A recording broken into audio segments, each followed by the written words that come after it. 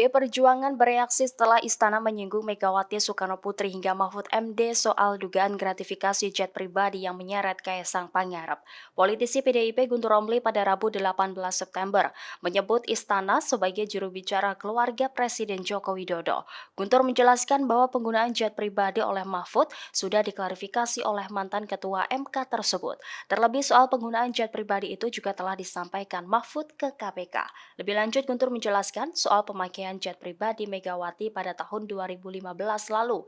Menurutnya Megawati memang menumpang jet pribadi milik konglomerat Tommy Winata setelah 4 hari di Bali.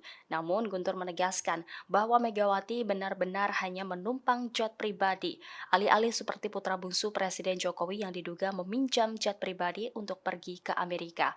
Lantas Guntur Romli menyebut kantor komunikasi kepresidenan Hasan Nasbi sebagai juru bicara keluarga Jokowi.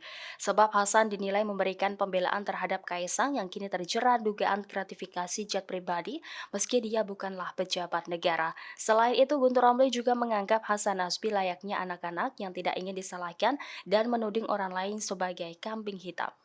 Download Tribun X sekarang, menghadirkan lokal menjadi Indonesia.